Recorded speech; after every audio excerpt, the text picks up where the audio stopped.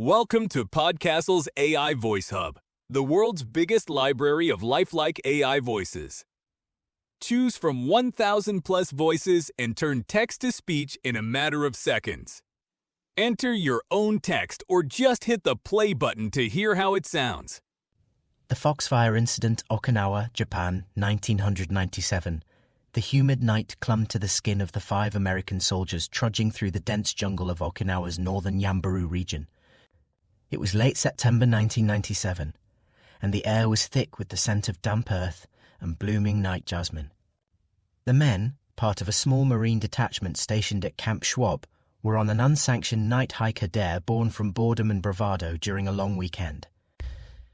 Their objective was simple: reach the abandoned Shinto shrine nestled deep in the hills, snap a few photos, and return to base with a story to tell.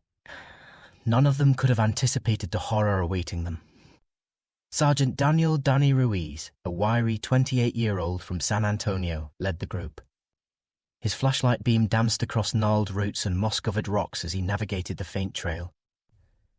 Behind him, Private First Class Ethan Caldwell, a lanky 19-year-old from Ohio, muttered complaints about the mosquitoes. Corporal Marcus T., a stoic 25-year-old from Atlanta, carried the group's only map, though the trail had long since diverged from its markings. Private Ryan Kessler, a freckled 20-year-old from Montana, and Lance Corporal Javier Morales, a 24-year-old from Los Angeles, brought up the rear, joking about the local legends they'd heard in Sal. Nargos bars. "Yo, Morales," Kessler said, his voice low but carrying in the still night. "You believe that crock about fox spirits? What's it called, Kitsune?" Morales chuckled, adjusting his backpack. "Man, my grandma would have said don't mess with that stuff. Foxes with 9 tails shape-shifting messing with your head? Nah, I'm good." "A superstition," Tate grunted, glancing at the map under his flashlight. "Okol's just trying to spook us. Keep moving." Ruiz held up a hand, signaling a pause. A group stopped, their breaths loud in the sudden silence. He tilted his head, listening. The jungle, usually alive with the chirps of insects and rustle of small creatures, had gone eerily quiet. "You hear that?" he whispered. Caldwell frowned, wiping sweat from his brow. "Hear what? Ain't nothing but us out here." But Ruiz's instincts, honed by 2 tours and countless patrols, screamed danger. He scanned the darkness, his M16 rifle gripped tightly. The beam of his flashlight caught something a glint of gold in the underbrush, like twin coins reflecting light. Eyes. Not a boar or a deer, but something unnervingly intelligent. Then, as quickly as they appeared, they were gone. "Let's move," Ruiz said, his voice tight. "Stay sharp." The group pressed on, the trail narrowing as the jungle seemed to close in around them.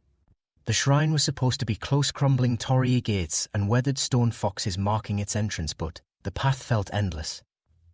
Kessler hummed nervously, a tuneless melody that grated on everyone's nerves. Morales elbowed him. "Cut it out, man. You're freaking me out." Then came the laughter.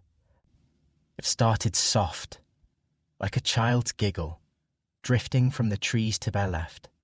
The soldiers froze, weapons raised. The sound was melodic, almost playful, but it carried an edge that sent chills down their spines. "What the hell was that?" Caldwell hissed, his flashlight sweeping the foliage. "Kids," Kessler suggested, though his voice trembled. "Maybe locals messing with us at 0200 in the middle of nowhere?" Tate snapped. "No way." The laughter came again, this time from the right, closer. It was joined by a faint rustle, like silk brushing against leaves. Ruiz's heart pounded. "Form up," he ordered. "Backs to each other, now." The soldiers complied, creating a tight circle, their flashlights cutting through the darkness. The jungle remained silent, but the air felt charged, as if a storm were brewing. Then, from the shadows, a figure emerged. She was beautiful, impossibly so. A young woman, no older than 20, stood just beyond the reach of their lights. Her kimono, a deep crimson embroidered with gold, shimmered, as if woven from firelight.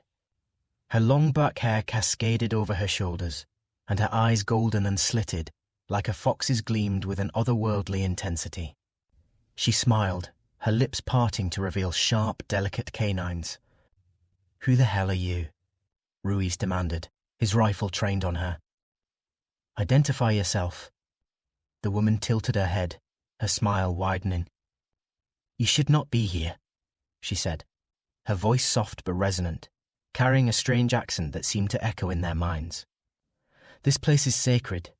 You trespass." "Lady, we're just hiking," Caldwell said, his voice cracking. "We don't want trouble." Her laughter rang out again, sharp and mocking. "Trouble?" she repeated. "You brought it with you." Before anyone could react, she vanished, not stepped back, not ducked into the trees, but vanished, as if dissolving into the air. The soldiers cursed, their flashlights darting wildly. "Where'd she go?" Isla shouted, his voice bordering on panic. "Stay calm." Ruiz barked. "We're heading back. Now." But the trail was gone. Where the faint path had been, there was only a wall of tangled vines and roots. The soldiers spun, disoriented, as the jungle seemed to shift around them. The air grew colder, the humidity replaced by a dry, electric chill. Then the lights began. Small orbs of pale blue firefox fire. Though none of them knew the term flickered into existence, floating among the trees. They pulsed rhythmically, like heartbeats, casting eerie shadows that danced across the soldiers' faces. Morales whispered a prayer in Spanish, clutching the cross around his neck. "Ruiz, what's the play?" Tate asked, his usual calm fraying. "Keep moving," Ruiz said, though he had no idea where to go. "Stay together." They pushed forward, hacking through the undergrowth with their knives, but the jumble resisted, branches snapping back with unnatural force. The foxfire grew brighter, the orbs multiplying until they formed a ring around the group. A woman's laughter returned, now coming from all directions, a chorus of mocking voices. Then Kessler screamed. He was yanked backward, his legs swept out from under him as if by an invisible force. His flashlight clattered to the ground, its beam spinning wildly. The others turned, reckons raised, but Kessler was gone, swallowed by the darkness. "Ryan!" Morales shouted, lunging toward the spot where he'd vanished. "Don't break formation," Ruiz yelled, grabbing Morales' arm. But the panic was spreading. Caldwell's hands shook as he gripped his rifle, his eyes wide with terror. Tate muttered curses, scanning the trees. The next attack came without warning. A blur of motion red and gold, like a streak of flame darted through the group. Tate grunted as something slashed across his arm, blood welling through his torn sleeve. He fired blindly into the jungle, the crack of his M16 echoing. "It's first!" he shouted. Too damn fast. A woman reappeared, perched impossibly on a low branch, her kimono untouched by the thorns around her. "You cannot fight me," she said, her voice dripping with amusement. "This is my domain. What do you want?" Ruiz demanded, his rifle steady despite the fear gnawing at him. "Our lives," she said simply, "for defiling this place." She leaped, her form blurring into a streak of light. Morales cried out as claws raked across his back, shredding his uniform. He collapsed, blood pooling beneath him. Ruiz fired, his bullets tearing through leaves but hitting nothing. The woman was gone again. "Fall back," Ruiz shouted, dragging Morales to his feet. Caldwell and Tate flanked them, firing into the trees as the foxfire pulsed faster, its light blinding. The jumble seemed to twist, paths appearing and vanishing, leading them in circles. Kessler's screams echoed in the distance, then cut off abruptly. He stumbled into a clearing, the shrine finally before them. Its Tory gate was weathered but intact, flanked by 2 stone foxes, their eyes glinting in the moonlight. The air here was heavy, oppressive, as if the shrine itself were alive. The woman stood at the altar, her form flickering between human and something else, her silhouette sprouting tails, 9 of them, fanning out like a halo of flame. "Please," Caldwell begged, dropping to his knees. "We didn't mean any harm." The kitsune's eyes softened, but only for a moment. "Intent does not absolve trespass," she said. "But I am not without mercy. Leave one, and the rest may go." The soldiers exchanged glances, the weight of her words sinking in. "No way," Ruiz said, stepping forward. "You don't leave anyone behind."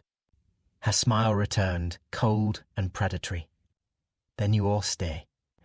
The foxfire erupted, the orbs converging into a blinding maelstrom. Claws slashed from the darkness, teeth gleamed, and the soldiers' screams filled the night. Ruiz fought to the end, his rifle blazing, but the kitsune was relentless, her form shifting between woman and beast, untouchable. When dawn broke, the jungle was silent once more. A local farmer, tending his fields nearby, reported strange lights and gunfire to the authorities. A joint US-Japanese search party found the shrine, its stone foxes eerily pristine. Scattered gear flashlights, a torn map, a bloodied knife marked the clearing, but the soldiers were gone. No bodies, no tracks, no sign of struggle beyond the faint scent of ozone and charred earth. The official report cited a training accident, possibly a lightning strike or wild animal attack. The locals, however, whispered of the kitsune, the guardian of the shrine, whose wrath had been stirred by outsiders. The soldiers' names were added to a memorial at Camp Schwab, their story fading into rumor. But in the Yangaru jungle, the shrine remains, and on moonless nights, they say, foxfire still dances among the trees, and a woman's laughter echoes, warning all who dare to tread too close.